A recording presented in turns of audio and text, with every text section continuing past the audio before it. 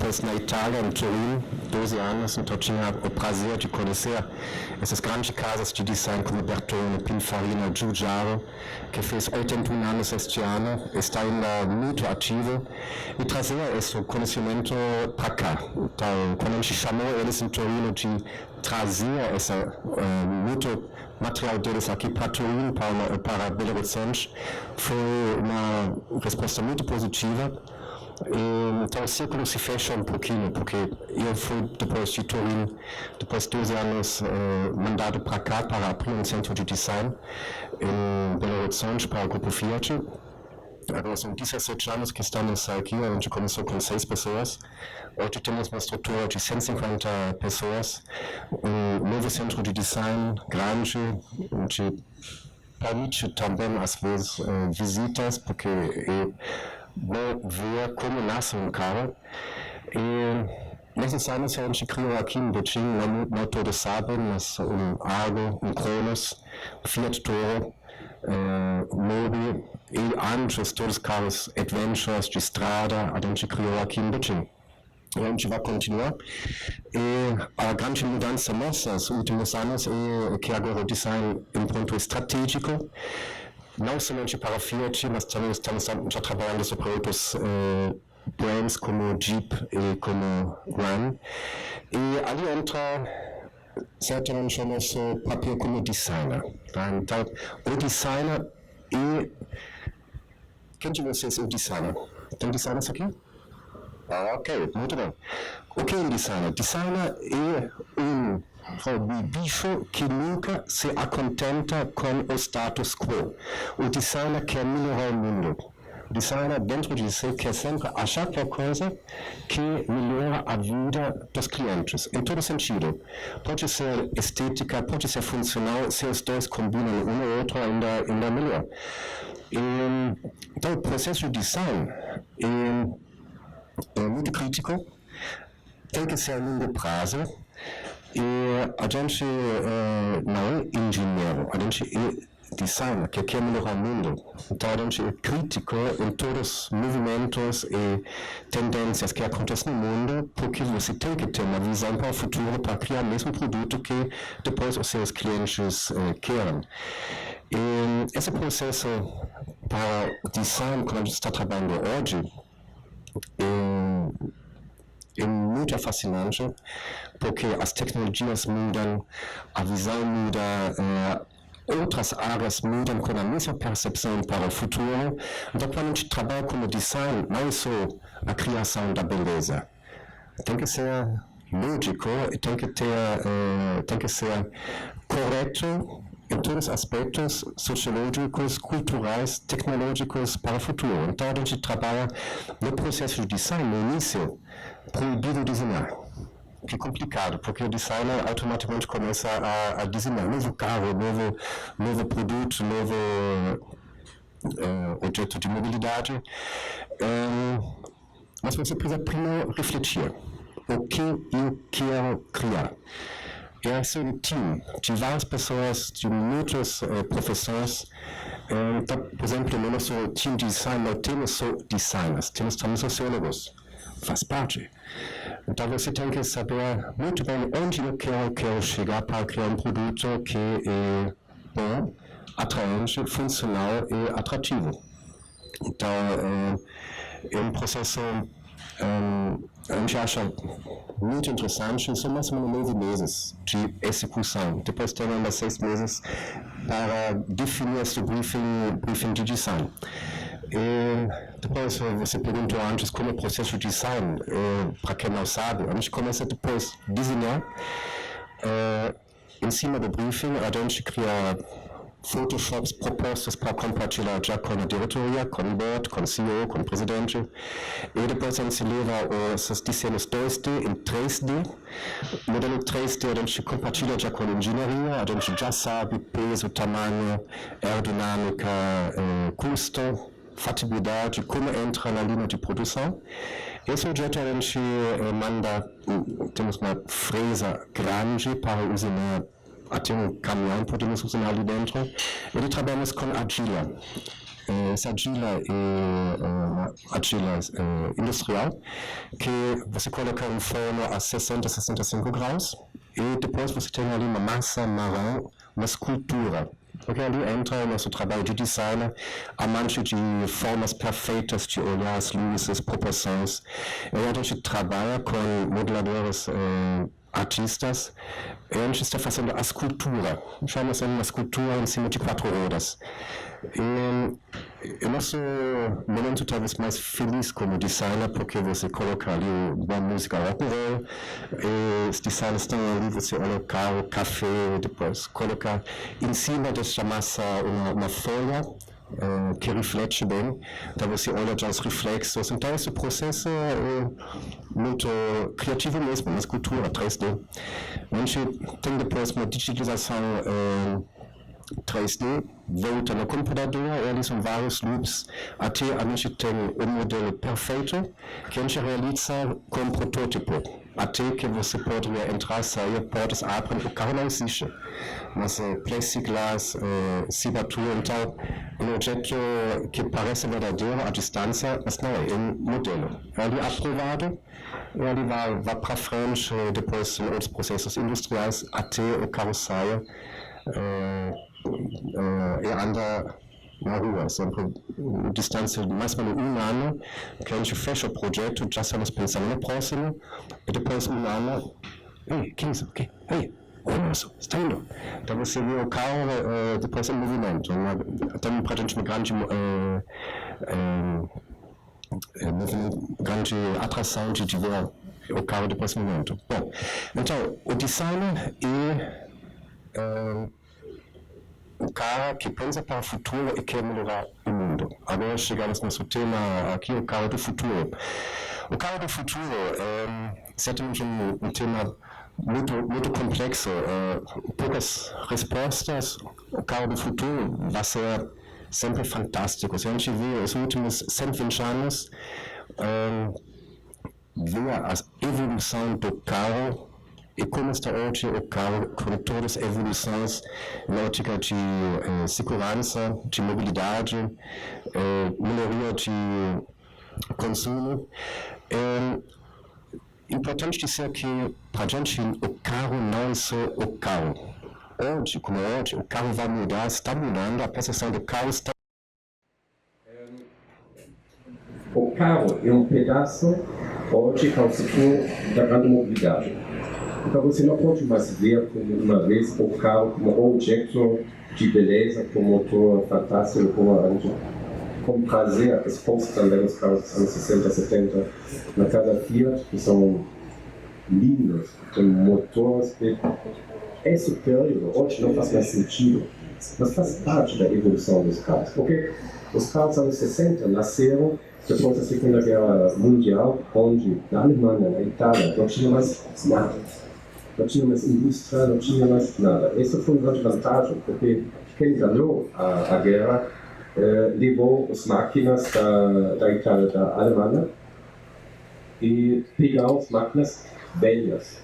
Itália e Alemanha tinham que refazer toda a produção com máquinas novas, e ali foi uma vantagem depois, porque as máquinas novas, ferramentas novas, dão vantagem competitiva. Pequeno detalhe engraçado é que ali nasceu, foi um pedido dos vencedores da guerra, que os produtos alemães têm escrito Made in Germany. Mas para identificar, olha, cuidado, isso aqui é ruim, isso é Made in Germany, foi feito na Alemanha. Depois virou, depois de 20 anos, um símbolo de qualidade.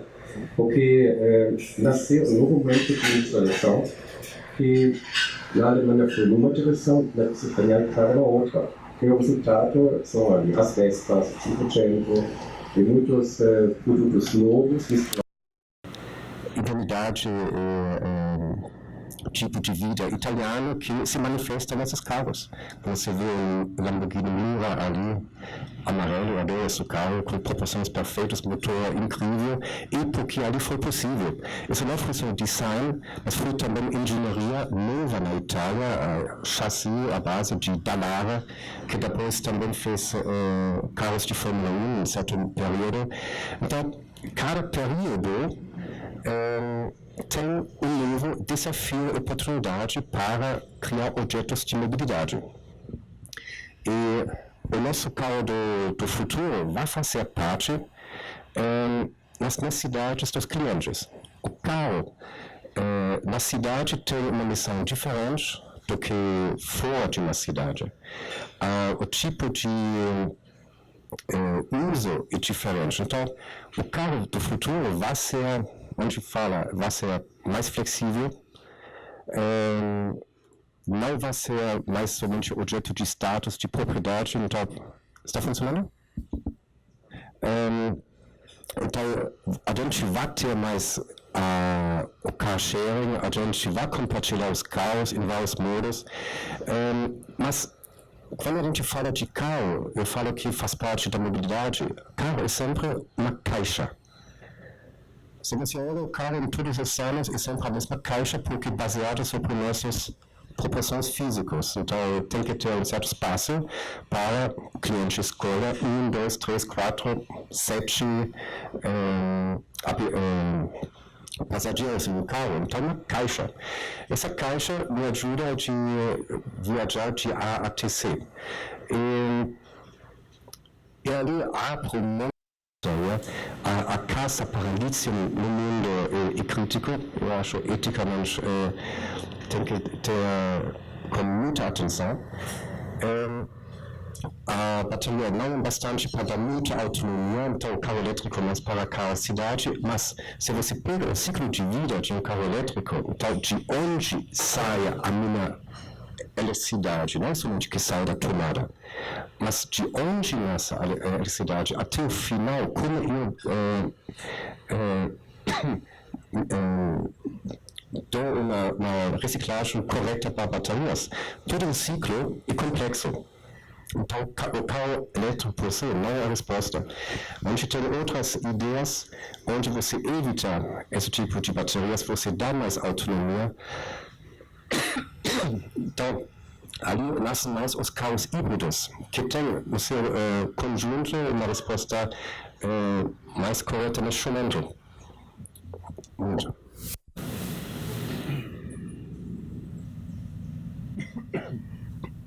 Mas a gente é claramente que a gente vai sair de fontes fósseis para motopropulsão. Depois, o carro vai ser mais conectado. Já agora, ninguém aceita mais um carro. Se você entra, você não pode ver diretamente o seu Waze. Então, que bom que estão saindo esses períodos que você está dirigindo com o seu celular na plana para ver onde você está indo. Então, integração com muitos serviços no carro vai aumentar, está aumentando sempre mais. A gente mesmo, como design, está criando essas interações. No nosso design, a gente cria os displays, o funcionamento, e a gente testa com clientes que também o fluxo, quantos toques você tem que dar para ter a informação que você quer. A gente cria isso também no nosso design. Temos uma área que se chama User Experience. E isso também vai aumentar sempre mais, o carro conectado. Que mais? Vão chegar novos modos de industrialização, de fabricação, impressoras 3D, fantásticas possibilidades. O uso, os materiais que se usam para 3D está aumentando, então não é mais o nylon como uma vez, muito poroso, agora você pode já misturar cores e materiais na mesma peça, então isso aumenta, diminui as peças, a quantidade de peças de um carro, você vai de 2.000 para menos de 100 querendo. E o carro vai ficar mais leve significa menos consumo. Então, ali também tem muitas possibilidades para o design. Todas as tecnologias, inteligência artificial que está chegando, a gente brinca também muito já com essa interação, porque entra de novo, a gente quer criar produtos que facilitam a vida para o consumidor, para o cliente. Então, como designer, estamos no momento de muitos desafios bacanas, porque o que o designer quer criar é sempre uma coisa que é diferente. Eu sei que vocês conhecem o Fiat Mio, que a gente fez em 2010. Para quem não sabe, nós tínhamos 8, 9 anos, tinha a ideia de perguntar aos clientes que tipo de carro eles querem. Então a gente jogou essa ideia no internet, tivemos uma participação de mais de 11 mil pessoas, a gente realizou o carro e foi um contato semanal com os clientes, a gente mostrou cada semana onde estamos nesse momento, fez perguntas, perguntou o que vocês querem, como você quer abrir o carro, que tipo de motores, quantas pessoas, como se faz a interação. E a gente entregou o carro em 2010, então pode escrever Fiat Mio, já noto que foi em 2010, então já passaram 9 anos. Mas para a gente foi já o carro do futuro, porque tinha parcialmente foi autônomo, o volante de cima, foi pensado muito para um carro autônomo para o Brasil, que não foi 100% autônomo. Então, o futuro do carro, a gente vai ter carros autônomos. Todo mundo está trabalhando nesse futuro. Esse carro autônomo, porque é maravilhoso, porque estamos sempre falando de mobilidade. A gente tem que levar alguém de um lugar a outro. E a integração do carro na infraestrutura é tudo para melhorar o fluxo.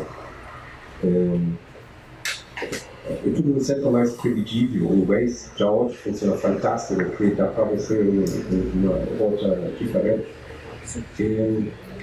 Então, a integração do carro na infraestrutura vai ser melhor. E não estou falando sobre carro, mas em todo o sentido de mobilidade. Uma vez o Google Maps tinha você colocar ali que era uma de Betim para Praça da Liberdade. E você clica ali e eu vou de carro ou de trem. Hoje os aplicativos vão já misturar o tipo de mobilidade. Você vai 10 minutos de a pé, depois você usa 12 minutos o ônibus, depois pode pegar em outras cidades metro, então você vê todo o percurso de mobilidade. E ali dentro tem vários tipos de objetos que ajudam na sua mobilidade. E com a tecnologia isso vai melhorar, vai ficar sempre mais fluido. A gente procura sempre o seamless. Então, nos produtos a gente procura sempre o seamless, que significa eu não quero dar não somente mal-estar, mas um incômodo para o meu cliente. Do primeiro momento até o último, eu quero que o cliente tenha uma experiência positiva. Então você pensa ali em tudo. Essa simples, você pode aplicar em muitos campos, pode ser compra de um objeto, pode ser mesmo como ir no movimento de Betim para a Praça da Liberdade. Então, o que vai ser muito importante futuramente de criar a cidade futuro com vários tipos de mobilidade. E aí são muito pedidos também nas cidades de trabalho em infraestrutura. Eu estou aqui agora há 17 anos em Belo Horizonte. E há 17 anos tem os mesmos problemas de trânsito nos mesmos lugares. Não entendo que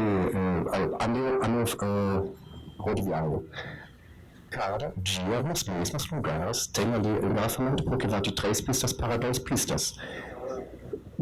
Você poderia resolver querendo rápido.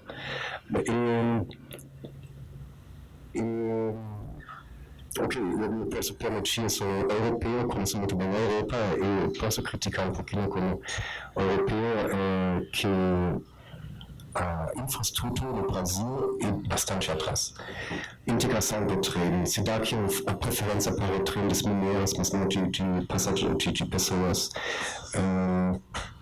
Então, ali tem ainda muito para fazer funcionar a interação do carro, já que falamos do futuro do carro, na infraestrutura. Porque um pouquinho uma pena que o objeto carro neste momento é um pouquinho polemizado, porque é sempre um objeto de mobilidade que é importante. Cada um quer ser levado de um lugar para outro. O carro vai fazer a sua parte, mas o que é importante é sempre também a infraestrutura. Se você usa o mesmo carro fora na rua, no interior, não tem um trânsito, você sente toda a liberdade que a mobilidade dá para você. Você abre as janelas, sente o vento, na Europa tinha um carro pequeno, aberto, você passa nas florestas, então é uma sensação incrível e gostosa. Do outro lado, o mesmo carro, quando está no centro da cidade tudo parado, não dá prazer para ninguém. Então ali tem muitos desafios no futuro para fazer a mobilidade funcionar melhor. Como eu falei, tem muitas tecnologias chegando, fantásticas para o design, para criar esses objetos de mobilidade, não só o carro. A gente pensa em toda a integração no ecossistema da infraestrutura e as tecnologias que estão chegando são incríveis. Falando, o carro autônomo, o semi-autônomo, usa GPS. A construção de um carro hoje é ainda um dinossauro. E velho, porque dentro tem o ser humano, que é um fator de risco. O humano dirige mal, lamentavelmente. Não respeita as regras de trânsito, se comporta mal, depois entra um momento de raiva, dirige um pouquinho mais agressivo e é um fator de risco. E por isso os carros têm nessa caixa que a gente precisa para movimentar as pessoas, muita estrutura passiva de segurança, que pesa. Se eu conheço o carro e dirigido sozinho de GPS, eu não preciso mais dessa caixa de proteção, que hoje é necessário, é também um pedido da parte do governo. Como designer, hoje temos grandes desafios, porque chegam sempre mais leis para fazer o carro ainda mais seguro. Entendo, é necessário, mas hoje para o design é complicado. chama pedestrian protection, proteção pedonal. Então, o carro cresce ainda mais na frente, de modo que quando você investe uma pessoa, não quebra a perna. Então, o carro cresce, significa mais pesado de novo, maior, é o contrário que a gente queria. Então, se chegam nos carros que não precisamos uma caixa ativa de segurança, porque pode ser guiado de satélite, você pode avançar os carros muito mais, carros vão acima. Então, você tira o risco de humano e você pode fazer carros mais leves. Como o Rio provocou com o carro autônomo deles, você viu, foi uma caixa quadrada com um sofá dentro. Porque eliminaram completamente a parte passiva de segurança, porque os carros vão ser segurança ativa. E para chegar no carro autônomo, se chamam 5 passos. 0 até 5. 0 é o carro de hoje, onde você faz tudo. Você acelera, você freia, você tem que tomar conta de tudo. 1, 2, já 3 são os carros que passam estando sozinhos, mas ainda com o motorista que tem que tomar cuidado. São os carros da BMW, Mercedes, mesmo a gente tem um carro como Daimler nos Estados Unidos. E 2% são carros que você pode já comprar hoje, onde o carro tem um radar na frente e freia, acelera para você. Maravilhoso. Eu uso aqui bastante quando você coloca ali 50 km/h e o carro freia. Quando o carro na frente freia, você freia também. Então, ajuda. Porque em certos momentos, quando você tira o ser humano que olha momento para a direita, e qualquer coisa ali acontece, o carro já pensa para você. Isso é fantástico. Mas são sempre sistemas ativos de segurança que vai melhorar. E, então, para as novas tecnologias, elétricos, por exemplo, para nas rodas, dá uma grande liberdade para a gente comunicar. O Fiat Mio que a gente criou tinha 2 motores elétricos nas rodas dianteiras e onde tem normalmente um motor, tem espaço para você tirar o motor. Então, isso a gente não pode criar um ambiente no interno mais agradável e para a gente esses carros conceitos como o Fiat Mio o que para a gente foi um prazer de mostrar para o Fiat Mio como pode ser um futuro de carro integrado na infraestrutura, seguro, autônomo e com inteligência artificial já você falou com o carro já pensou para você, levou para você para onde você quer ir, depois acha o estacionamento sozinho. Então as tecnologias que estão já nesse momento disponíveis é fantástico. O problema hoje é que tudo tem o seu preço, muito caro. Esse é o grande problema que, por isso, você tem esses sistemas, mais os carros de luxo e depois chegam de carro de luxo para baixo. Até essas tecnologias são mais complexos democráticos. Então a gente trabalha nisso de trazer as tecnologias sempre mais para o nosso carro, para sempre mais aumentar a segurança e também a atratividade para a mobilidade. Então, agora eu acho que termino bastante, depois mais interessado nas perguntas. Então, o futuro do carro eu vejo fantástico, integrado na mobilidade que a gente precisa resolver. Dentro da cidade, fora da cidade, vai ser muito mais flexível, compartilhado. Vamos embora dos combustíveis fósseis e o carro vai mudar bastante, mas a gente vai sempre precisar dele para uma ajuda à nossa mobilidade. Obrigado.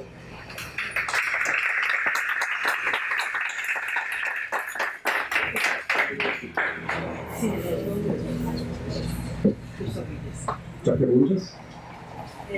Nós vamos pedir para o professor Sérgio. Obrigada pela sua fala brilhante. Você nos deu muita curiosidade agora de entender e pensar nesse carro do futuro, né? Mais flexível, vamos dizer assim, mais conectado. Interessante. Agora vamos ver o nosso contraponto, né? O professor Sérgio Martins, e depois a gente abre para as perguntas, ok? Sérgio, fala. Bom, bom dia. Vou começar também agradecendo a Jomira, a equipe do Espaço de Conhecimento da FMG pelo convite, pela oportunidade de estar aqui, de ouvir o Fassbinder.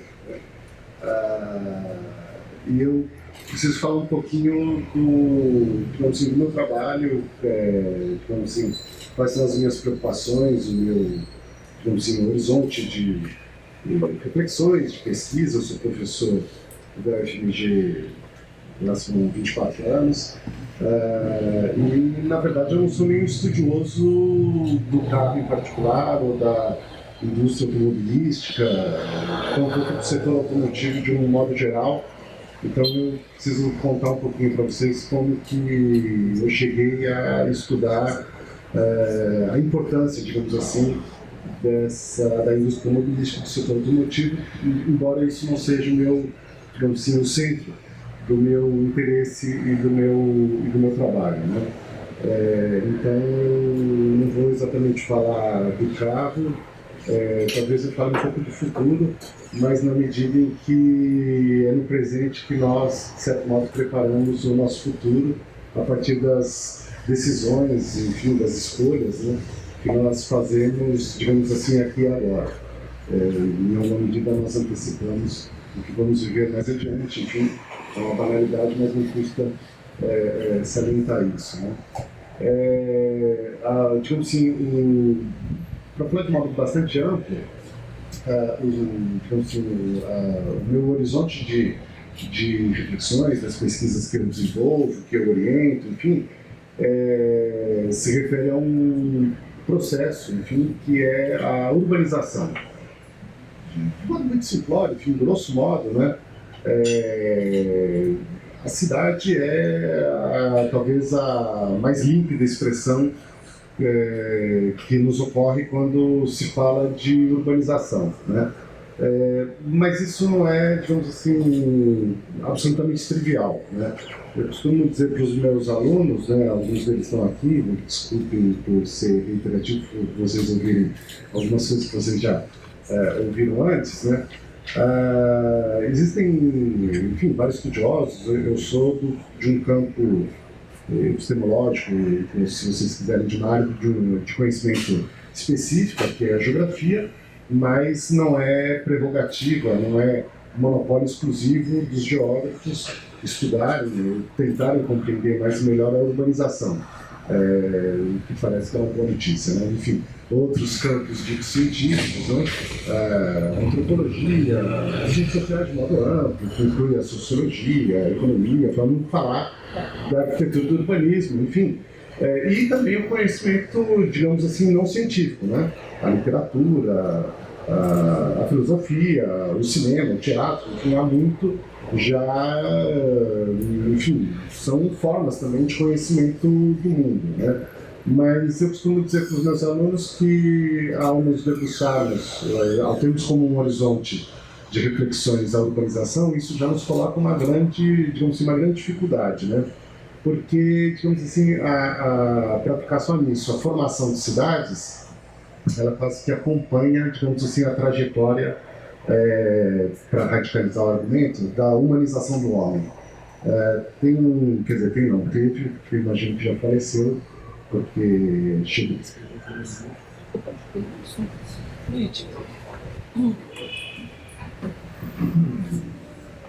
Um estudioso norte-americano chamado Lewis Mumford, imagino que já faleceu porque publicou seu primeiro livro há mais ou menos um século, né? O Lewis Mumford foi um cara importante no âmbito dos chamados estudos urbanos, né? E na metade do século passado, por exemplo, nos anos 60, ele escreveu um longo estudo chamado A Cidade na História, e ele começa o livro falando algo mais ou menos assim.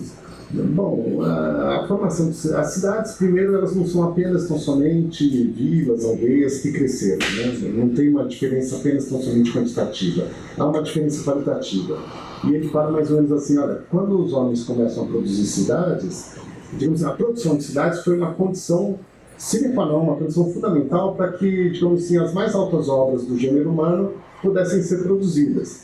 Então, enfim, a filosofia, o teatro, o pensamento abstrato, a própria política, enfim, isso, na perspectiva do Mumford, não só dele, de outros autores, ele tem a ver com a formação de cidades. E ele chega a dizer algo mais ou menos o seguinte, bom, tem duas obras, né, que distinguem, digamos assim, como se elas atestassem que o homem se levantou da sua animalidade, né? A produção de linguagens e de cidades. Então, quando nós nos pomos, digamos assim, a refletir sobre cidades, a primeira grande dificuldade que se põe é essa, né? Nós nos deparamos com algo, né, a realidade presente, que ela, em outra medida, também para falar uma outra banalidade, ela é resultado de um processo histórico, né? Mas, digamos assim, então, se nós formos examinar a história, né, a gente já corre o risco, digamos assim, de se perder na noite dos tempos, que é quase de remontar lá, enfim, as mais remotas eras para ter em conta a formação de cidades, né? Eu costumo dizer para os meus alunos, quase que em tom de piada, que se nós fôssemos, por exemplo, estudar Roma desde sempre para sempre, seria muito bom, seria ótimo, com certeza não seria comigo, que não seria a pessoa mais qualificada para falar a respeito, mas talvez nós precisássemos de mais de 4, 5 anos, que é o tempo de duração do curso, né? E então nós precisamos de alguns marcos, né, de algumas balizas, digamos assim, elas próprias históricas, para tentar compreender, digamos, o ponto a que chegamos, né? Que, no final das contas, a preocupação é a urbanização em geral, mas, sobretudo, a urbanização contemporânea. Por exemplo, a formação, enfim, de especialidades urbanas à escala de metrópoles, como essa em que vivemos, enfim. Essa é a preocupação, digamos assim, um pouco mais específica, né? Então, existem, digamos assim, um grande marco, digamos, que é consagrado, enfim, consensual, nos chamados estudos a respeito da urbanização, na geografia, da geografia, como eu falei, que é digamos, a transformação forte das cidades, que é, digamos assim, verificado a partir de um outro processo que é chamado de industrialização, né? Que num primeiro momento você pensa em sociedades, enfim, a inglesa em particular, a francesa, posteriormente, inclusive, a própria Alemanha, mais já para o final do século XIX, mas enfim, a transformação, digamos, radical, a transformação visceral, não só das cidades, mas das sociedades, digamos assim. A industrialização, entendida a industrialização num sentido mais amplo do que o meramente fabril. É óbvio que no primeiro momento a gente pega os relatos, na literatura científica ou não, né? Eu imagino que todo mundo já se deparou com isso, o cinema mesmo retratou inúmeras vezes isso. Mas peguem, por exemplo, a sociedade inglesa da virada do século XVIII para o século XIX, a expressão da industrialização, obviamente, era eminentemente fabril, né? Mas, digamos, essa, digamos assim, consolidação desse processo, ele, primeiro, não tinha um alcance apenas consomente econômico, estritamente econômico. Ele transformou, por exemplo, as concepções e práticas de espaço, de tempo, chegou na formação das subjetividades, enfim, para falar de questões mais triviais, né? A educação das crianças na família tinha a ver com a formação do novo operário, por exemplo. Os ritmos da vida cotidiana cada vez mais eram regidos não pelos processos e fenômenos da natureza natural do mundo, para radicalizar o argumento, mas pela própria industrialização, que aí aparecia pelo fabril, o atrito da fábrica, enfim. As pessoas não tinham cada vez menos, tinham seus compromissos em função, sei lá, do amanhecer e do alvorecer. Então, pelos processos fenômenos da natureza natural do mundo. Mas por uma quantificação do tempo. Você tem que estar, enfim, no seu posto de trabalho às 6 horas. E independente se está dia, se está noite, se está frio, se está calor. Enfim, algo que eu estou falando aqui bastante banal, imagino que todos saibam, todos conhecem. Bom, as próprias cidades que antecederam esse processo também, digamos assim, não ficaram fora disso, foram radicalmente transformadas, né? Tem um autor do século XIX que costumava dizer o seguinte: bom, inclusive, quando uma fábrica se implanta, uma nova cidade surge ao redor dela, né? No século XX, vários autores, o Mumford, que eu mencionei agora há pouco, eles olhavam para esse processo lá do século XIX e falavam o seguinte: bom, mas o que foi produzido a partir da industrialização? Talvez nem mereçam as cidades, né? Muitos vão falar, olha, se você for considerar, enfim, todo aquele retrato, digamos, bastante tétrico, angustiante, né, do adensamento, do congestionamento, né, de tudo aquilo que, inclusive, catapultou a proliferação do que foi chamado de pestes, epidemias, de cólera, tifo, enfim, a literatura é coalhada, né, cheia de relatos a esse respeito. Vários estudiosos no século XX, por exemplo, falavam o seguinte: na verdade, a industrialização produziu verdadeiras anticidades, né?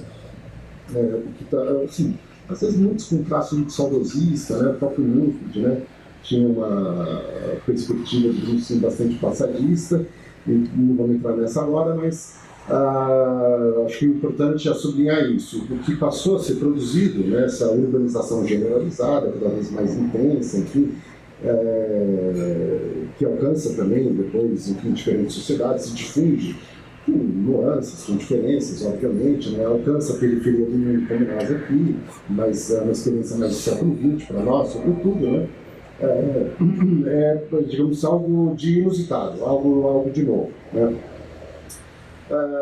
Uma outra questão que acho que é importante, digamos, um outro marco que é importante sublinhar, tem a ver com, digamos assim, a transformação dessas diferentes espacialidades urbanas, cidades, metrópoles, enfim, digamos assim, a partir de um outro ator que entra em cena, para falar desse modo, que é o Estado, né? Então, eu costumo falar isso para os meus alunos. Olha, não é possível compreender apenas tão somente a urbanização como uma decorrência, como uma resultante de um processo mais geral, mas que é outro, digamos assim, que tem um fundamento econômico, mas que não se restringe a ele, que é a própria industrialização. Há um certo momento em que o Estado, digamos assim, definições, ou não só proposições, mas definições de como que as cidades, as metrópoles devem ser ou devem deixar de ser a partir do Estado, a partir do planejamento urbano, a partir do que vai ser conhecido como urbanismo, pensamento, prática urbanísticas. Não sei se aqui alguém é arquiteto, urbanista, se estuda isso, tem interesse nisso, mas enfim, há um certo momento em que isso começa a ganhar peso, começa a ganhar importância. E há um marco histórico importante nesses estudos que, na verdade, ele se verifica também no século XIX, que é a partir dele que eu vou chegar no ponto que tem a ver com esse interesse sobre a indústria automobilística, que é bem antes da indústria automobilística se configurar, obviamente, mas também imagino que todos mais ou menos tenham uma referência, uma clareza em relação a isso, que é a chamada reforma urbana de Paris na metade do século XIX. Grosso modo, né, você tem, digamos assim, uma metrópole que não era insignificante, que não era desprezível, nada disso, onde você tem uma espécie, um esforço, digamos assim, de atualização de uma certa morfologia espacial, pensando estritamente do ponto de vista da materialidade, né, infraestrutural da cidade, né, que tem as suas heranças. A cidade não é algo trivial, ela guarda uma história, e, por exemplo, no caso de Paris, não só dela, mas enfim, não é pequena. Então você tem uma cidade que, do ponto de vista material e infraestrutural, em ampla medida é medieval, digamos assim, e uma sociedade que cada vez menos é medieval, uma sociedade cada vez mais digamos assim, urbana e industrial, né? Então essa atualização, digamos assim, dessa espacialidade urbana é levada a cabo a partir daquele momento, sobretudo a partir daquilo que se define, que se concebe, a partir dos meios, das condições reunidos e passíveis de serem implementados a partir do Estado. Então, para também simplificar enormemente, né, você tem, por exemplo, uma redefinição do que a gente vai chamar de sistema viário, né? No caso específico lá da Paris do século XIX, há inclusive alguma controvérsia entre os autores, os estudiosos, os historiadores da urbanização, né? Muitos chegam a dizer o seguinte: não, a implementação, digamos assim, de um novo sistema circulatório urbano, que era o termo, não era assim tão preponderante, não ocupou o primeiro plano, né? Depois que se vai agradecer, digamos assim, por ter efetuado melhorias no tráfego, né? Mas, enfim, existia toda muitos formularam desse modo, um desventramento, né, uma estripação, é o termo que muitos, às vezes com traços saudosistas, costumam usar para se referir a essa atuação, a abertura de grandes bulevares, espaços espetaculares, enfim, deslocamento grande, inclusive massivo, né, de pessoas para as periferias que começam a se constituir, enfim, são designadas a funcionalização do espaço, normatização com relação aos usos, enfim, uma série de elementos que começam a se tornar cada vez mais claros e vão se tornar sistemáticos, né? Essa experiência de Paris vai se tornar um modelo, né? Quase que um receituário que vai ser implementado mundo afora e, de certo modo, é um dos pilares até hoje. Para não ir longe, Belo Horizonte, mesmo na sua concepção original, tem uma forte influência com essa experiência de Paris, né? Também, para não ir muito longe, digamos, uma espécie de prefeito de Paris da época, era o chamado Barão Haussmann, Georges Haussmann. Ainda no começo do século XX, quando se falava de reformas urbanas, de reestruturações urbanas, usava-se o termo usmanização. Então, só para dar uma ideia de como que essa digamos assim, experiência histórica se tornou uma referência, se tornou importante. Bom, por exemplo, Belo Horizonte mesmo, digamos assim, na sua concepção original, não tem exatamente uma preocupação central com melhoria, digamos assim, do tráfego, do fluxo de tudo e de todos, das coisas e das pessoas. Né? Até hoje, por exemplo, o pessoal da BH Trans mais ou menos quebra a cabeça ou amaldiçoa, digamos assim, não sei se é exatamente esse bom termo, a concepção original, por exemplo, sobretudo da área intracontorno, né? da Belo Horizonte, lá concebida pelo Arão Reis. Mas no século XX isso se torna importante, digamos assim, a chamada modernização, né, das diferentes facilidades urbanas, das cidades, das metrópoles, ela não se faz, ela não se concebe, não se implementa sem que, por exemplo, a chamada modernização do sistema viário seja pedra no ar. Né? Então, assim, nós já temos história para contar, digamos assim, aqui no Brasil, né? A última rodada de reestruturação metropolitana evidenciou isso também. Embora sempre seja considerado, né, que essas obras infraestruturais elas sejam insuficientes, né, e sempre serão, acho que aí já me aproximo um pouco do problema, né, você tem isso, aquilo que alguns autores falavam, cara, no século XIX não era tão importante, a partir do século XX acaba por ser decisivo. Então, essa é uma questão, digamos assim, uma determinação que se colocou para o conjunto da sociedade. Qual é essa determinação? Você tem que, digamos assim, transitar, você tem que transpor, por exemplo, espaços a uma escala como a metropolitana, então você tem que transpor distâncias a uma escala cada vez maior e num tempo cada vez mais curto. Para falar de modo muito sintético, simplório, é essa questão que se coloca para o conjunto das sociedades contemporâneas. Obviamente que essa questão ela é, digamos assim, enfrentada, vivida, digamos assim, de maneiras muito desiguais, de maneiras muito diferentes, né? Então, eu costumo dizer que há quem atravesse, eu tenho que atravessar todos os dias uma metrópole de cabo a rabo, de fio a pavio, e faz isso, por exemplo, por helicóptero, né? E há aqueles que sequer têm como pagar o preço de uma condução, de um ônibus e tem que percorrer longos trajetos a pé, por exemplo. Mas digamos, a questão fundamental é essa que está posta para o conjunto da sociedade. O deslocamento cada vez maior, a escalas cada vez maiores e em tempos cada vez mais curtos. Bom, não tem como ficar desenvolvendo isso agora, mas isso tem a ver com aquilo que eu já tinha mencionado. Essa, por exemplo, funcionalização, essa definição de usos, por exemplo, dos espaços que fazem com que nós, nas nossas vidas cotidianas, tenhamos, por exemplo, atravessar uma metrópole, porque o lugar onde você trabalha enfim, você mora na Zona Sul, na Zona Norte, você trabalha, estuda, enfim, bastante distante dali, enfim, os nossos deslocamentos metropolitanos têm cada vez mais a ver com locais onde são exercidas determinadas funções, né? E, digamos assim, nós quase para parafrasear o poeta, né? Nós não nos deparamos com uma pedra no caminho, mas com uma metrópole no caminho, né? E acabamos quase que amaldiçoando o espaço urbano. Você tem que atravessar a área central, por exemplo, você pragueja, né? Porque tem que atravessar a área central, e não raro está condicionado, os condicionamentos socioeconômicos e por aí fora. Bom, a chamada indústria automobilística, o setor automotivo, tem um papel decisivo nisso também na trajetória ao longo do século XX, né? Ela se torna propriamente uma indústria, né, há coisa de um século, né? Enfim, o que a gente hoje chama de indústria automobilística, né?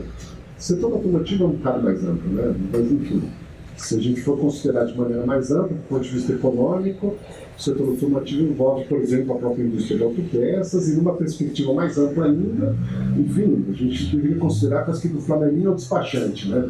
Enfim, o conjunto de atividades, né, enfim, concernidas direta e indiretamente em função desse setor que tem a indústria automobilística como centro, não é desprezível, não é pequeno. Do ponto de vista econômico, a indústria automobilística... Tá, estou começando a falar do tema agora, então pode começar a contar a partir de agora. a indústria automobilística ela teve uma importância crucial, continua importante, né? Não tem nada de irrelevante, a gente não precisa ir longe. Basta considerar, por exemplo, que países da periferia do mundo como nós, quando, digamos assim, se envolveram em projetos de implantação de grande indústria, como se dizia a época de superação do subdesenvolvimento, enfim, era mais ou menos por aí os termos utilizados há 50, 60, 70 anos atrás, a indústria automobilística era um dos pilares, se não o pilar. Enfim, pensem na figura do presidente Bossa Nova, né, aboletado, né, sentado num veículo made in Brasil, produzido no parque industrial que acabava de ser implantado, ou se não expandido, na periferia de São Paulo. Né? Falando, por exemplo, daquela imagem icônica do Juscelino num Fusca, né? No Volkswagen, né? Todo mundo já viu essa fotografia e tal, enfim. Digamos assim, projetos de industrialização da economia, da sociedade, centrado na indústria automobilística, fez também corações e mentes mundo afora, enfim, foi um pilar de governantes, de governos por aí. Então, eu estou falando de algo que é decisivo, que é importante. E a indústria automobilística ela também chega no âmbito da vida cotidiana, né? Chega, inclusive, nas diferentes representações das individualidades, né? Do eu. O cinema se cansou de representar isso. Todo mundo, se não viu, já ouviu. Por exemplo, a animação lá do Disney, né? Com o Pateta, todo mundo se lembra isso, né? Que era o Pateta do Pacato Cidadão, que era incapaz de pisar numa formiga, mas que entra no automóvel e praticamente se transforma, né? A própria transformação do automóvel quase que assim, por um processo de humanização, né? Você pega se o Fusca falasse, a animação Carros, passando por Transformers e vários outros filmes, enfim. Então, a importância da indústria automobilística, digamos assim, para agora simplificar enormemente do carro, não é pequena e obviamente não se restringe ao âmbito estritamente econômico, ela chega no plano, por exemplo, da formação das subjetividades, né? Bom, mas essas, digamos assim, uma série de contradições com as quais a própria indústria automobilística tem que lidar. Então, só vou apontar algumas, se no debate a gente volta para isso, discute e tal, para não ficar muito apoiando vocês falando muito tempo, né? Uma delas tem a ver com a necessidade do automóvel, né? A difusão do uso do automóvel, ela não nasce exatamente com a indústria automobilística, mas ela é, digamos assim, um agente decisivo nessa difusão do uso do automóvel. Há um documentário, eu não vou me recordar o título agora, eu acho que ele existe, ele tem no YouTube, então acho que dá para ver, é uma qualidade da época, que é um documentário da virada dos anos 80 para os anos 90. Vale, depois quem quiser entre em contato, enfim, eu passo isso. Eu cheguei a escrever um texto, está aqui citado, depois se tiver interesse eu dou uma localizada. Mas é um documentário, para quem foi meu aluno, eu não lembro se cheguei a passar isso em sala de aula. Mas assim, na verdade fruto de uma pesquisa sobre, referida aos Estados Unidos, como caso digamos, particular, mas há uma pesquisa centrada na atuação decisiva da GM, né, para criar a necessidade do uso do automóvel. Então, digamos assim, a GM com outras grandes da indústria automobilística, a própria Ford, por exemplo, mas contou com a participação, por exemplo, da Standard Oil, da Firestone, enfim, chegava, por exemplo, à indústria petrolífera, né? Uma questão chave era essa, como criar a necessidade do uso do automóvel. Então, por exemplo, a GM, esse grupo de empresas, chegou inclusive a comprar digamos, empresas que operavam o sistema de transporte público para, digamos assim, precarizar o sistema de transporte público para impor a necessidade do uso do automóvel. Hoje eu creio que a indústria não precisa mais fazer isso. A própria configuração, por exemplo, das metrópoles impõe essa necessidade. E como eu falei, isso se naturalizou a ponto dos projetos, planos, programas, chamadas políticas públicas, na verdade, reforçarem essa necessidade, por exemplo, através dessa expansão, por exemplo, do tecido edificado das metrópoles. Então, os nossos deslocamentos têm que se dar escalas cada vez maiores em tempos cada vez mais curtos, as necessidades da costa. Não precisa das, digamos assim, empresas, por exemplo, automobilísticas, criarem necessidade, ela já se consolidou, digamos assim. Uma outra contradição, que essa é própria de uma empresa, de uma indústria, e aí eu mais ou menos vou falar por aqui, digamos, é intrínseca a toda e qualquer empresa. Também não preciso falar muito e mais ou menos nós deduzimos ou temos isso em conta. Toda e qualquer empresa, digamos assim, ela produz uma dada mercadoria porque, no final das contas, para usar uma boa metáfora, essa mercadoria é o veículo para que essa empresa realize, enfim, o valor cristalizado nessas mercadorias, enfim, o ciclo de reprodução dos capitais nessas empresas, cada uma com seu nicho, digamos, de atuação específico, aconteça, né? Então, nenhuma empresa produz uma mercadoria para que ela fique na prateleira, né? Para que ela fique na loja, né? Ela tem que ser comercializada e, de preferência, o mais rápido possível, né? De preferência, que a necessidade daqueles produtos elas se ampliem. Então, você tem um conjunto, digamos assim, de estratégias, de estratagemas, né, que historicamente foram desenvolvidos pelas próprias empresas e pelo conjunto daquilo que vulgarmente a gente costuma chamar de, enfim, capitalismo, né? Então, por exemplo, o crédito, a propaganda, a publicidade, o marketing, né? Quase que um tom de piada, eu costumo dizer que a propaganda e o crédito costumam fazer com que a gente compre o que não quer ou não precisa com o dinheiro que não tem. Mas, enfim, acaba ampliando o campo de atuação, por exemplo, das necessidades dos produtos, das mercadorias oferecidas pelas empresas. E uma série de outros atributos das mercadorias que saem, digamos assim, que vão além das finalidades precípuas dessas mercadorias, dos usos para que elas são, digamos, diretamente referidos, destinados. Não precisa longe, pense no celular, por exemplo, né? Enfim, qual é a função principal, ou era a função principal do celular, né? Cada vez menos alguém usa o celular, por exemplo, para o exercício da telefonia. E o carro também, digamos assim, de certo modo, ou em ampla medida, na verdade, outras, digamos assim, referências foram agregadas, né, ao automóvel, né? Então, se você pega lá o Ford, lá do modelo T, o Ford, por exemplo, dizia que a cor dos seus automóveis poderia ser qualquer uma das tipos preta.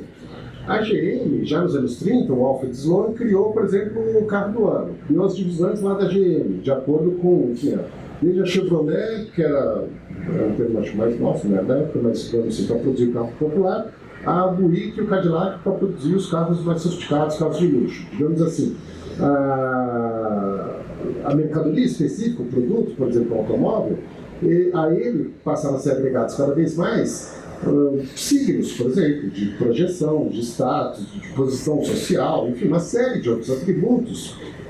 O carro do ano, né, que o Alfred Sloan cria, né, enfim, mais ou menos para não exatamente impor, mas difundir esse conjunto de necessidades. Não, agora você precisa trocar de carro do ano, porque tem não sei quais atributos e por aí vai. Mas nos anos 50, sobretudo nos anos 60, vários estudiosos começaram a verificar o seguinte: cada vez mais os carros passam a ser, digamos assim, adornados, né, com signos de velocidade, né? Isso tinha a ver com uma contradição que era, digamos, ela própria urbana. Cada vez mais os veículos se deparavam com, digamos, carros de mais e ruas de menos, né? Cada vez mais com um congestionamento paralisador, né? Então, cada vez mais os automóveis eram vendidos com esses signos de mobilidade, de velocidade, quando, na verdade, eles se encontravam diante de uma situação, digamos assim, bastante contraditória. Nesse documentário que me ocorreu isso agora, nesse documentário que eu mencionei sobre a GM, tem um pesquisador que fala o seguinte: olha, você já viu como, isso lá nos anos 80 e nos anos 90, você já viu como nenhuma propaganda de automóvel aparece um motorista, enfim, falando que eu não tenho nome de falar agora, enfim, indignado, né, num trânsito infernal? Nunca, né? Nunca. Ele está sempre num deslocamento, enfim, no campo, numa estrada desimpedida, né? E por aí vai, né? Bom, vou parar por aqui, porque eu acho que eu já me excedi bastante. Mas, muito rapidamente, me desculpem, né? Enfim, talvez atabalhando da mente também, falei de como que o meu interesse sobre a indústria automobilística tem a ver com as pesquisas, enfim, que eu próprio desenvolvo, né? Eu já desenvolvi isso. Esse interesse particular foi a coisa de 5, 8 anos atrás, né? E agora, acho que como partir para o debate, se as questões permitirem, eu volto para alguns pontos e tento desdobrá-los melhor. Bom, era isso. Obrigado.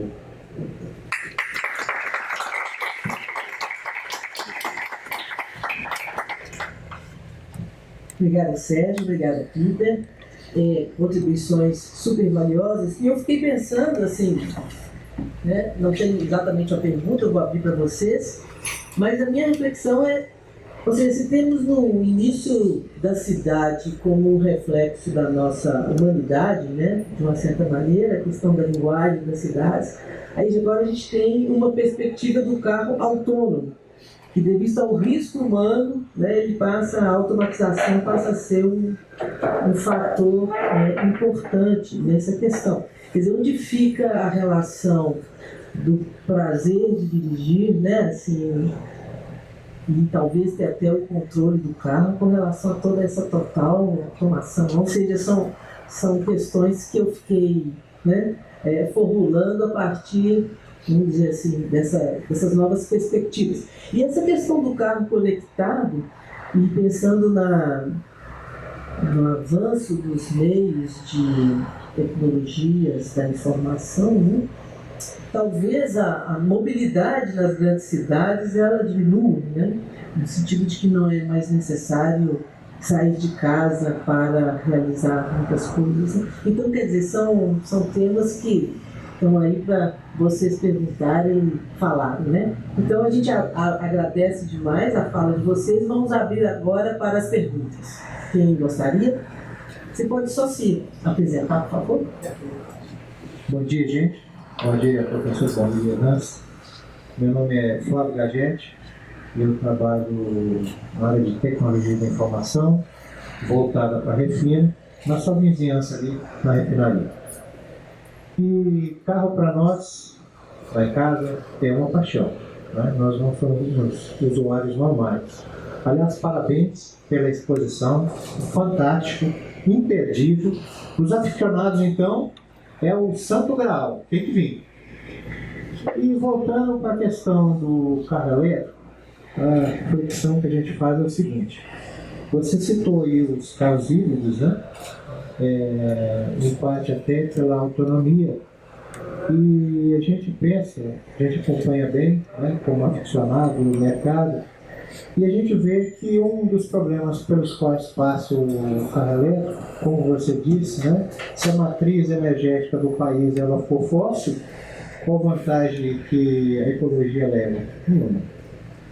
Mas a questão da autonomia do carro elétrico, você tem vários fabricantes, né?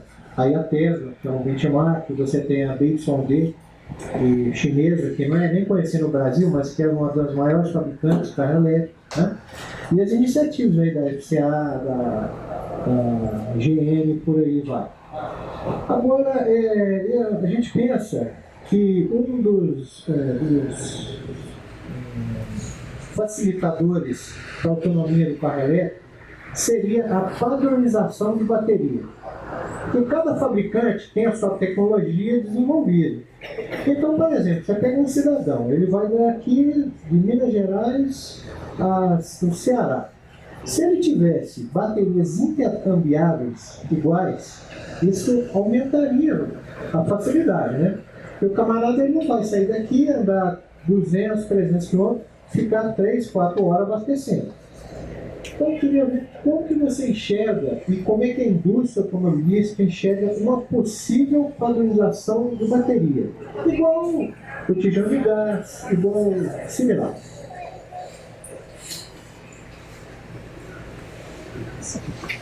Então, voltando no carro elétrico, o carro elétrico para mim é fantástico. O melhor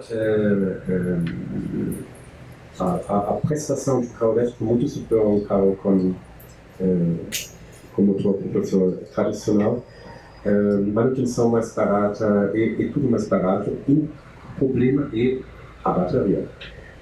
O sistema de estabilização de bateria tinha alguns anos atrás, nem sei ainda se existe, um projeto que nasceu na Israel, que se chama Better Place, Better World. Ali foi a ideia que você tem em vários lugares, você chega em pouco tempo, você troca todo o conjunto de bateria e anda, então você não precisa esperar. A ideia existe, mas necessita pontos de troco com as baterias,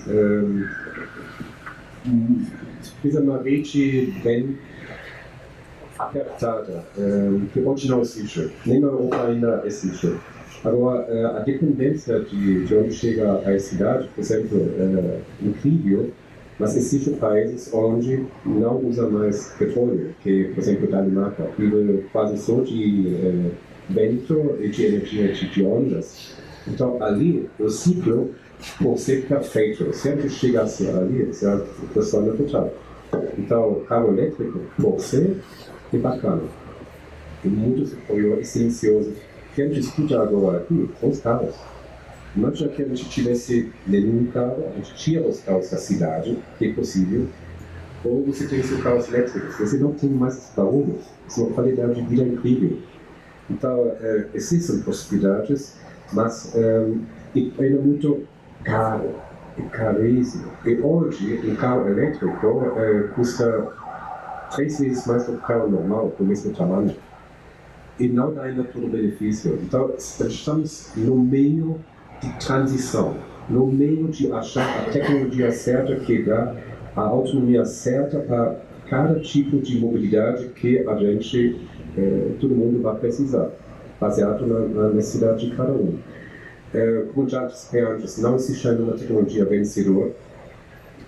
Eu, personalmente, eu sonho do motor a hidrogênio.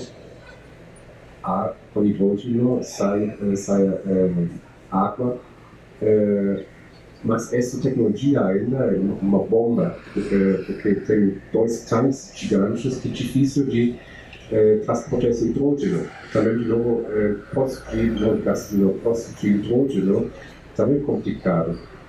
Mas as tecnologias estão chegando, vamos ver qual vai ser a melhor. Mas o fim de uso a petróleo vai chegar. Eu acho importante falar isso porque a gente está no Brasil e tem neste momento muito um hype para o carro elétrico da China mesmo, com baterias. Eu falo de novo, eu pessoalmente tenho grande receio da caça para lício. Se eu penso no maravilhoso deserto de Atacama, onde tem lício, então imagina ali vai ser ainda mais tirado o lício para a bateria, que talvez uma tecnologia no meio. A gente tem aqui o etanol.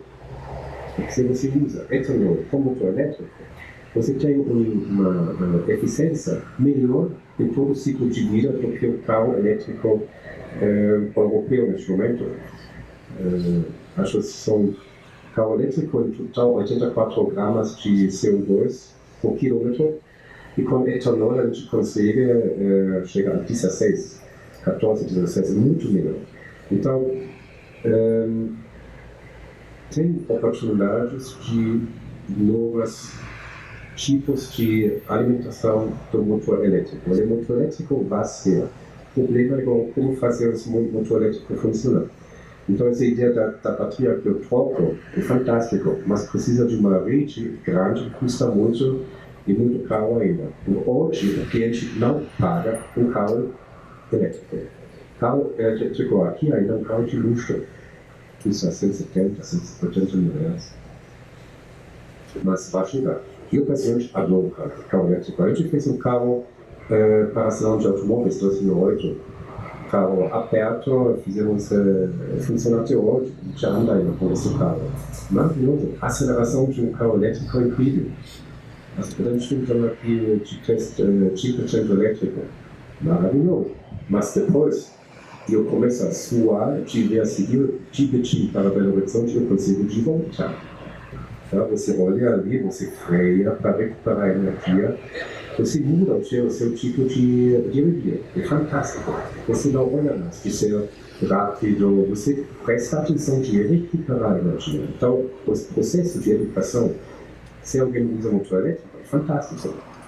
Você fica mais tranquilo, então se todo mundo tem um carro elétrico e pensa de frear para ganhar energia, é maravilhoso. Então, os autores estão chegando, estou muito entusiasmado ver que vai chegar no futuro. Depende da gente fazer funcionar. Eu só queria complementar, bom dia a todos aí, cheguei um pouco atrasado, cheguei um bonde andando, mas eu queria até, se me permite, colega, discordar um pouco da sua observação.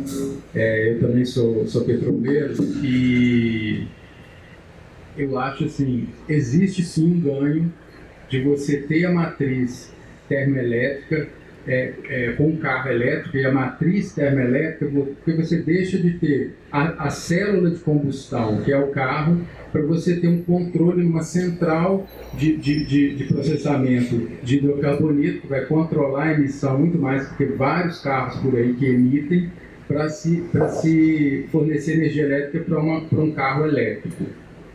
Isso, já, por si só, já é um ganho independente da fonte, carvão, né, óleo e tal. E hoje a gente aqui no Brasil trabalha com uma fonte, né, um hidrocarboneto muito menos poluente do que o outro, que é o gás natural. O gás natural é metano, então essa fonte, né, essa alimentação das nossas termoelétricas todas as nossas termoelétricas são à base de gás natural. Então é muito menos nocivo do que uma termoelétrica se fosse a carvão ou a óleo ou algum outro tipo de até a queima do bagaço da cana, né, que é outra fonte que a gente tem usado nas termoelétricas, mas o gás natural ainda é mais menos nocivo do que o bagaço da cana. E como você falou, não há uma tecnologia vencedora. Os carros cada hora aparece uma tecnologia, inclusive no motor a combustão. Hoje a gente tem uma tecnologia que a Mazda está desenvolvendo de ciclo diesel, né, de motor a propulsão, como se fosse um motor a diesel, só que ele é alimentado por gasolina. E aí ele tem um ganho muito maior de eficiência com o uso da gasolina e ele, como é que fala? A economia dele é muito maior. E a gasolina hoje ela é cada vez mais limpa. Então existe um processo, tem uma corrida tecnológica no hidrocarboneto também,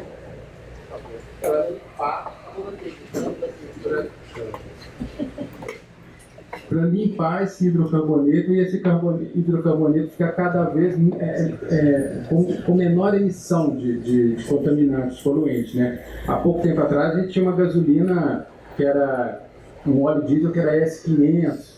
Né? Hoje a gente tem um diesel que é S10 e por aí vai. A gente vai diminuindo a partícula de enxofre por milhão, né, dentro daquele combustível. Então a gente tem uma corrida nesse campo também. Então é claro, assim, cada vez mais a gente está indo em direção a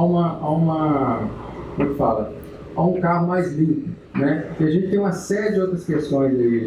A gente não sei se vocês abordaram a paixão pelo carro, né, do prazer de dirigir, essa coisa toda.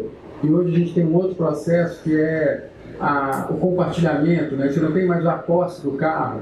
Então eu tenho prazer em dirigir uma Ferrari. Você aluga uma Ferrari, você chama o Uber Ferrari, né? Vamos dizer assim, você não tem mais essa coisa da posse de ter um carro e tal. Agora, esbarra, a gente vê, eu tenho visto muito por aí, por exemplo, Harley Davidson. O cara tem uma paixão pelo barulhinho da Harley Davidson, do motor, e que o motor elétrico não tem. Só que eles estão recriando o barulho artificialmente no motor elétrico para que o cara tenha aquela sensação de estar dirigindo um carro. O próprio torque, né? Você pisar num motor que é a combustão e ele responder de uma forma. Então, até essas sensações de um carro a combustão estão sendo simuladas num carro elétrico. Então isso é muito bacana, essa tecnologia que está sendo desenvolvida, né, que a cada dia ela aumenta, ela se aperfeiçoa, é muito bacana. O carro hidrogênio, mesmo que você falou, seria o ideal mesmo, né? Mas hoje tem, tanto a Honda quanto a Toyota desenvolvem carros, né, com motor hidrogênio, que estão mais na frente nessa tecnologia. Mas é realmente uma célula que não tem, ela mesma produz a própria energia, né? É muito interessante. E eu acho assim também, que a coisa vai evoluindo para e passo uma com a outra, e hoje a gente tem os híbridos, né, que é o nosso processo de transformação. Você tem um carro com sistema CARE, né, de freio e tal, que a gente vai tornando mais eficiente o uso do próprio combustível. Então é uma coisa que não para, a gente não tem como falar assim, vai ser o carro elétrico, até porque o carro elétrico tem um outro impacto ambiental, que é a produção das terras raras, né, que é pegar as terras raras para fazer bateria. Você citou o deserto do Atacama, mas o nosso maior jazido de terras raras é Araxá. Então a gente tem um horizonte super bacana, cheio de montanha, para a gente produzir uma quantidade suficiente de terras raras para ter uma frota de carro elétrico, a gente vai ter que arrasar com as montanhas inteiras. Porque você tem que revirar 6 toneladas, chama rara por causa disso. Você tem que revirar 6 toneladas de terra para ter 1 quilo de terra rara. Então é uma mineração altamente agressiva. Então a gente tem que arrumar uma solução para isso também, reuso de ímãs e tal, uma tecnologia que vai caminhar para isso aí.